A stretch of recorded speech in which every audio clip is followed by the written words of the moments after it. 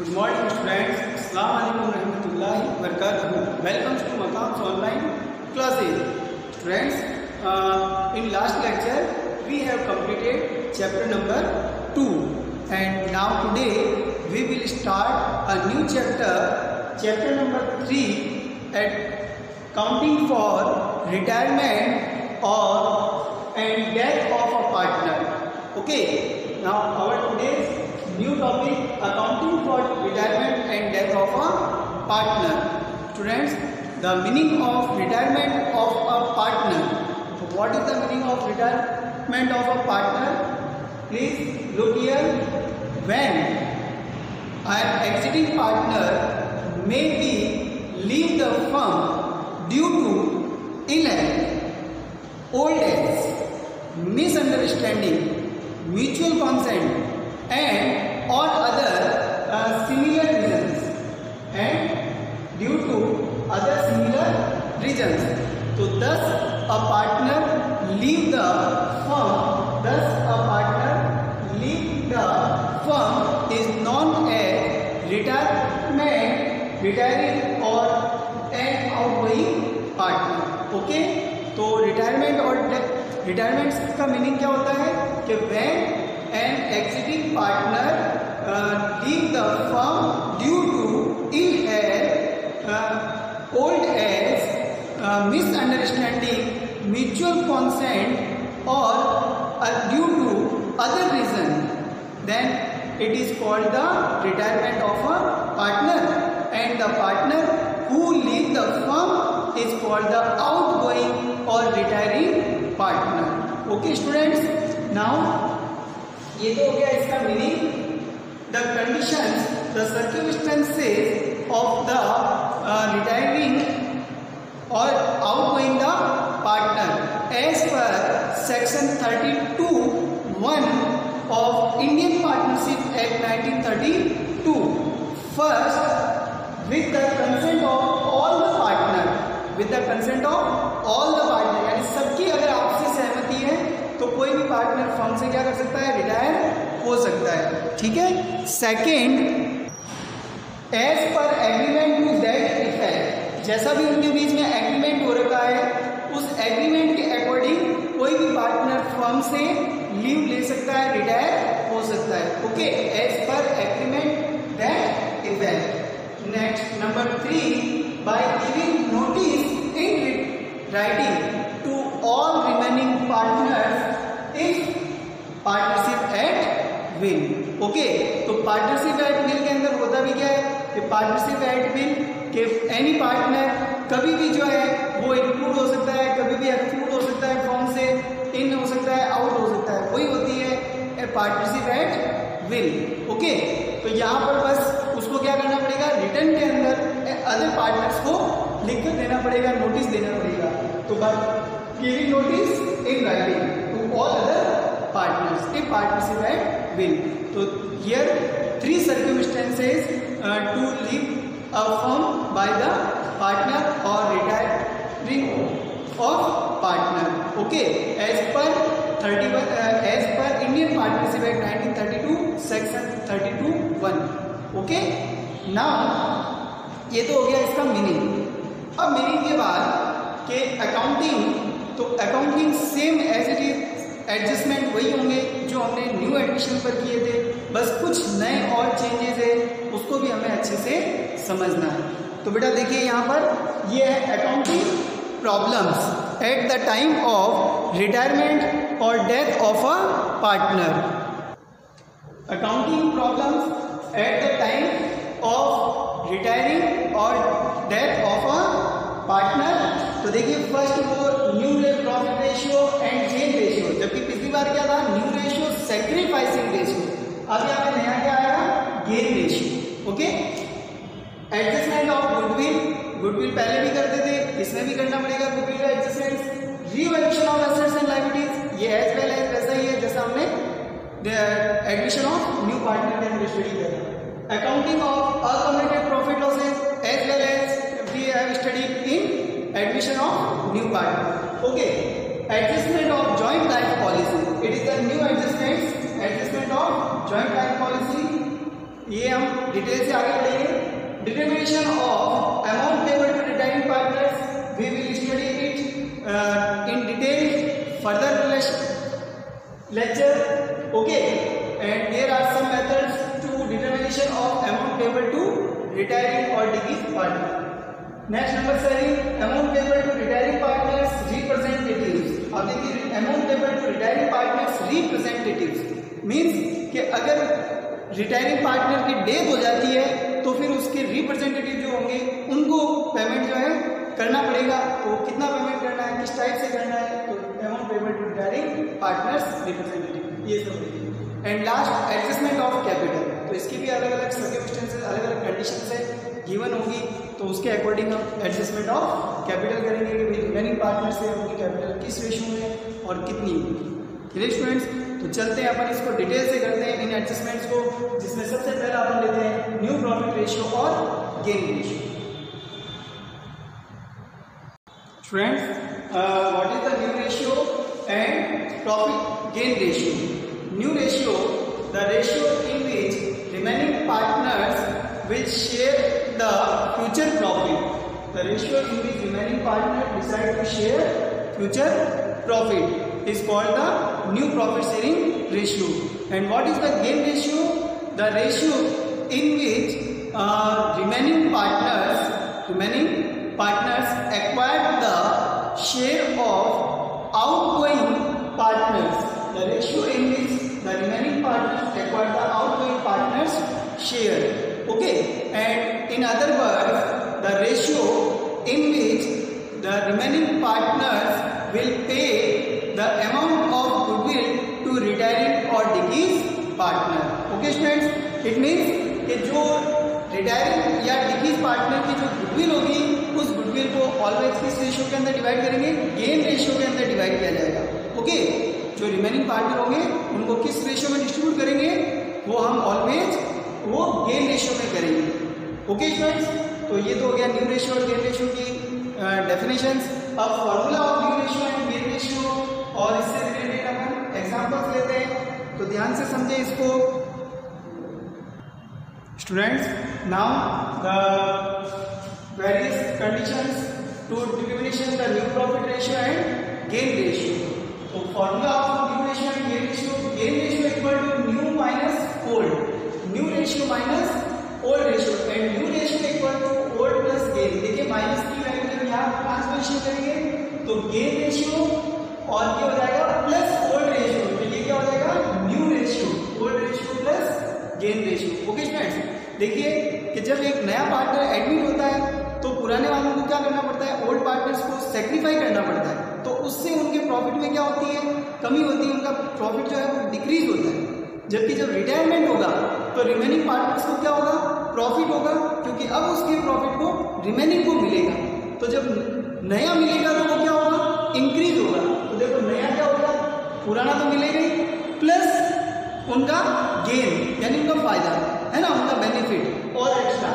और बेनिफिट क्या होता है कि भाई अभी जो मिल रहा है और जो पहले मिल रहा था उन दोनों का डिफरेंस, तो पहले कम मिलता था अब ज्यादा मिलेगा रिटायर होने के बाद में, है ना, क्योंकि जो रिमेनिंग पार्टनर है तो वो कम हो जाएंगे। जब पार्टनर कम होंगे तो प्रॉफिट बढ़ जाएगा, क्योंकि वो डिस्ट्रीब्यूशन कम लोगों में होगा।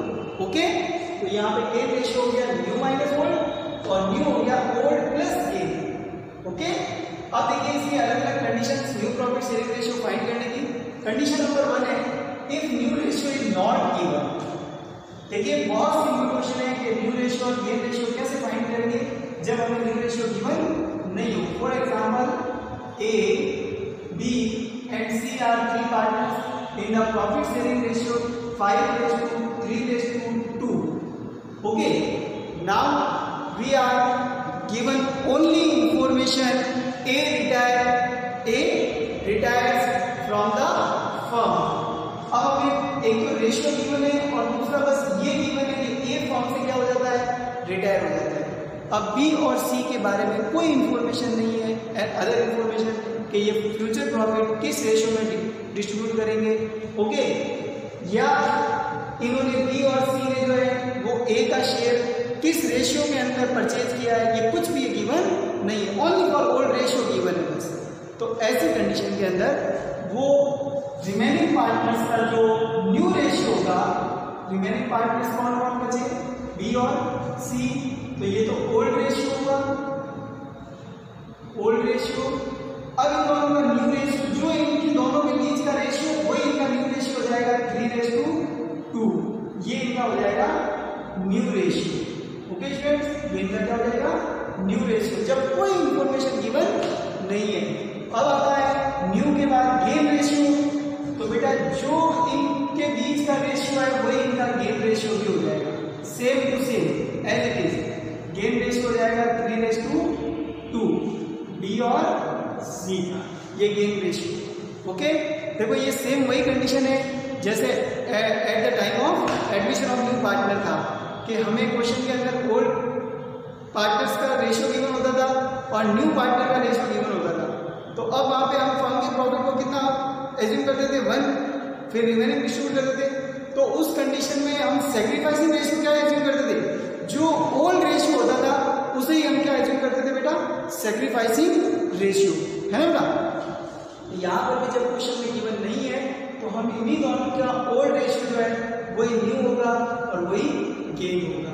ओके, इन दोनों के बिटवीन वाला है 3:2, बस 3:2, तो ये 3:2 न्यू भी हो जाएगा और गेन भी हो जाएगा। क्लियर? तो ये कब करना है कि जब हमें रेशियो गिवन नहीं हो question. Now when a partner acquire retiring partners entire share, अब देखिए इसी क्वेश्चन को अगर हम ले लें A B and C, A B and C, A B C 5:3:2, now के बी जो है वो रिटायर होता है, रिटायर कौन होता है, B, retire from the firm, and B share partner C purchase, only partner C, तो C purchase acquired the entire share of B. Okay, तो यहां पे जब न्यू रेशियो फाइंड करेंगे तो देखिए न्यू का फॉर्मूला क्या होगा, old plus gain.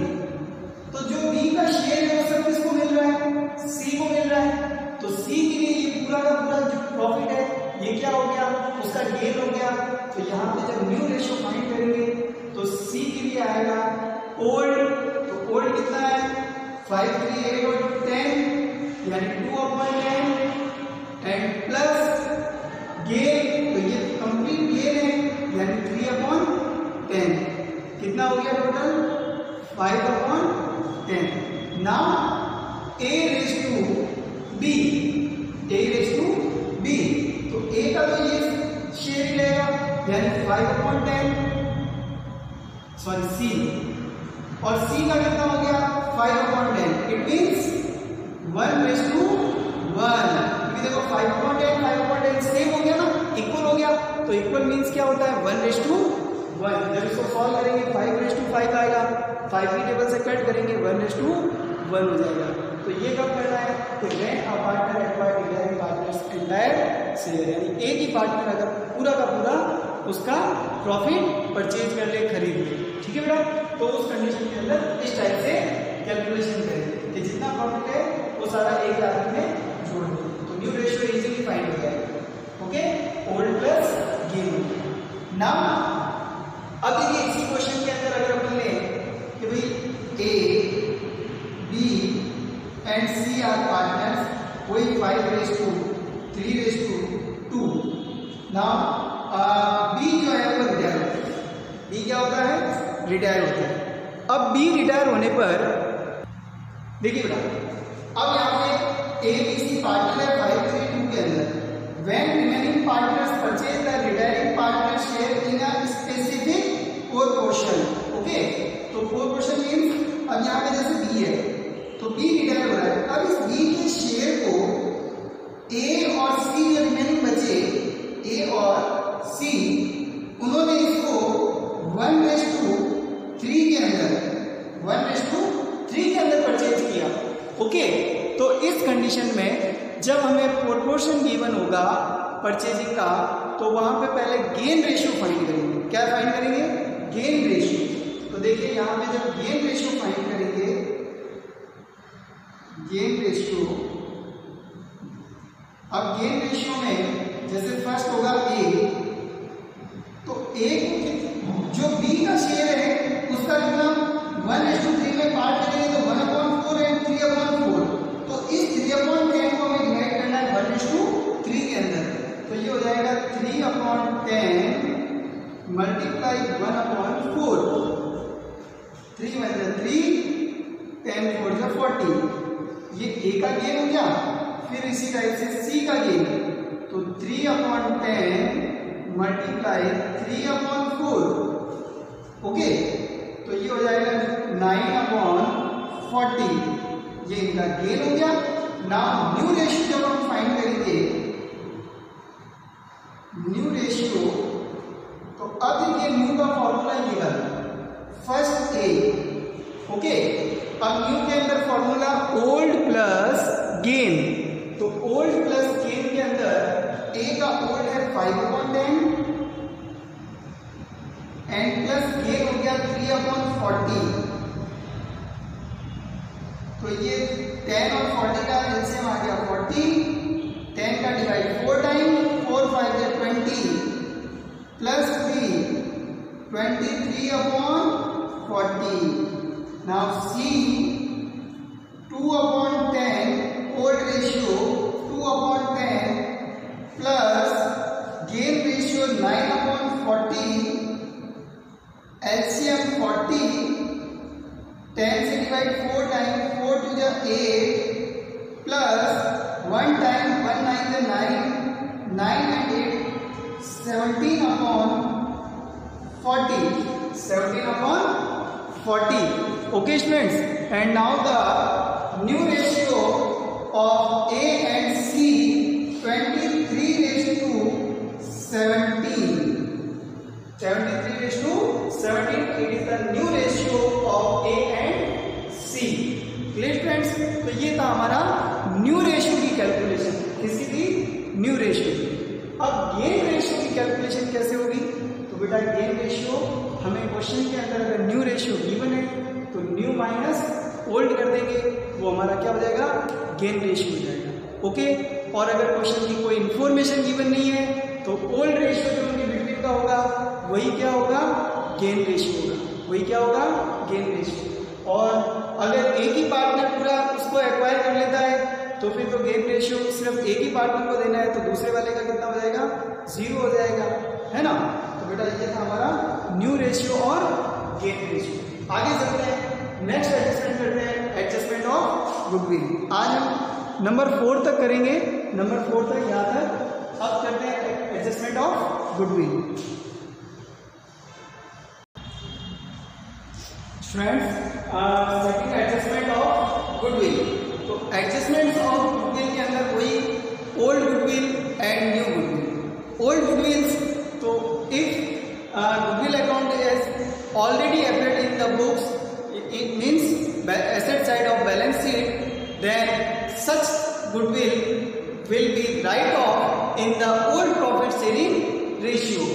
So the general entry for write off the exiting value of goodwill, all partners capital account debit to goodwill। अब देखिए उसमें क्या था, ओल्ड पार्टनर टू गुडविल, यहाँ पे ऑल पार्टनर टू गुडविल है, ओके।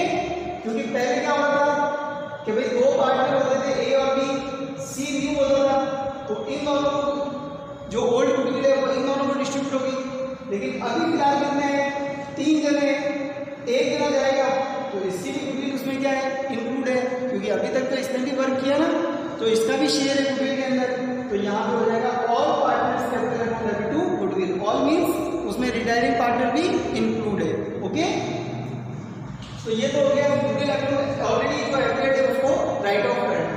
नाउ अब जब वो आपको मालूम है कि when a new partner admit into the firm he pay the share of goodwill to take the part in future profits, okay. यानी फ्यूचर के प्रॉफिट में अपना हिस्सा लेने के लिए वो क्या करता है, गुडविल पे करता है। गुडविल क्या करता है, पे करता है। किसको करता है, जो पहले से पार्टनर मौजूद होते हैं, यानी ओल्ड पार्टनर्स, ओके। अब यहाँ क्या होगा, वो अपना शेयर ओल्ड जो रिमेनिंग है उनको क्या कर रहा है, सेल कर रहा है, बेच रहा है। तो यहाँ पर जो उसके हिस्से की अब गुडविल होगी, उसके उसके लिए पेमेंट कौन करेंगे? जो इसको खरीद रहे हैं, यानी कि रिमेनिंग पार्टनर्स। ओके स्टूडेंट्स, तो इस कंडीशन के अंदर अब देखो, जो खरीद रहे हैं वो डेबिट हो जाएंगे, जो बेच रहा है वो क्रेडिट हो जाएगा। पहले तो कौन था? नया आदमी खरीदने वाला था, पुराने वाले उसको नया आदमी खरीदने वाला था, पुराने वाले बेचने वाले थे। तो खरीदने वाला डेबिट, बेचने वाला क्रेडिट। ठीक है, बायर जो है वो हमारा डेबिट और सेलर क्रेडिट। तो यहाँ पर हो जाएगा remaining partners capital debit to retiring partners capital. और वैसे भी आपने एक एंट्री देखी होगी लास्ट चैप्टर के अंदर, gaining to sacrificing, gaining to sacrificing. बस यहाँ पे मीनिंग का फर्क है, यहाँ पे गेनिंग कौन है? रिमेनिंग। सैक्रिफाइसिंग कौन है? रिटायरिंग। कैसे कि भाई ए बी सी पार्टनर है 3:2:1 के अंदर। अब 3:2:1 में से ए जो है वो रिटायर हो रहा है। ए क्या हो रहा है? रिटायर हो रहा है। तो ऑब्वियसली ये ए अपना शेयर किसको देगा? बी और सी को। बी और सी को जब देगा तो बी और सी को तो क्या हो रहा है? गेन हो रहा है, फायदा हो रहा है। तो यहाँ पर अब ए इनको ऐसे थोड़ी देगा, वो कहेगा मुझे पेमेंट करो मेरी गुडविल का। तो जब ये पेमेंट करेंगे तो गेनिंग में यहाँ पर कौन होगा? बी और सी। गेनिंग पार्टनर कौन है? बी और सी। और ए अपना शेयर क्या कर रहा है? पर सेल कर रहा है। इट मीन्स वो क्या कर रहा है? सेक्रीफाई कर रहा है। वो क्या कर रहा है? सेक्रीफाई। तो यहाँ पर हो जाएगा गेनिंग टू सेक्रीफाइसिंग। अब देखो गेनिंग में कौन हो गए? बी और सी। बी और सी कौन है? रिमेनिंग। और ए कौन है? रिटायरिंग यानी सेक्रीफाइसिंग। तो ये वही है गेनिंग टू सेक्रीफाइसिंग, बस थोड़े से वर्ड चेंज हो गए। ये गेनिंग को हमने क्या नाम दे दिया? रिमेनिंग। और रिटायरिंग नाम दे दिया हमने सेक्रीफाइसिंग। ओके स्टूडेंट्स, तो ये है हमारा एडजस्टमेंट ऑफ गुडविल। बहुत इजी है, बस जो ओल्ड है उसको राइट ऑफ करना है। पार्टनर्स कैपिटल में 2 गुडविल हो जाएगा, और जो रिटायरिंग पार्टनर्स है उसके शेयर से ये एंट्री करेंगे remaining partners to retiring partners. इसको समझ लीजिए, इसकी एंट्री, इसका अमाउंट भी कैसे फाइंड करेंगे वो भी समझ लीजिए।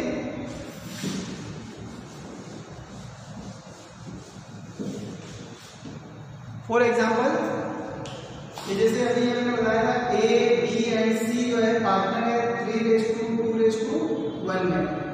अब यहाँ पे गुडविल की जो वैल्यूएशन होती है, मान लीजिए वैल्यूएशन हुई हमारे 60,000 रुपीज। कितनी हुई? 60,000 रुपीज। रिटायर कौन हो रहा है? ए रिटायर हो रहा है। तो यहाँ पे ए का शेयर फाइंड किया जाएगा as goodwill. As goodwill equals to 60,000 multiply 3/6। 6 × 60, 10 multiply 3, 30,000। तो देखिए ये ए की गुडविल हो गई। अब मान लेते हैं कि ए के शेयर को बी और सी ने जो है वो इक्वली परचेज किया। इक्वली मीन्स 1:1 के अंदर। ओके, 1:1 में परचेज किया, ये उनका स्पेसिफिक प्रोपोर्शन गिवन है हमें। नाउ जब हम एंट्री करेंगे तो रिमेनिंग पार्टनर, रिमेनिंग कौन है? बी और सी। तो B is capital account debit,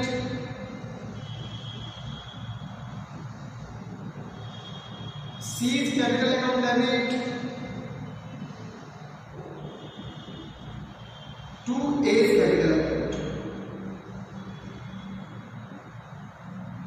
remaining B and C to retiring A. अब दोनों ने इक्वली परचेज किया, तो equally means 15,000 and 30,000। Okay, it means कि बी जो है वो ए को पेमेंट करेगा 15,000 का, और सी भी पेमेंट करेगा 15,000 का। किसके लिए? गुडविल के लिए। ओके स्टूडेंट्स, तो ये था हमारा एडजस्टमेंट ऑफ गुडविल।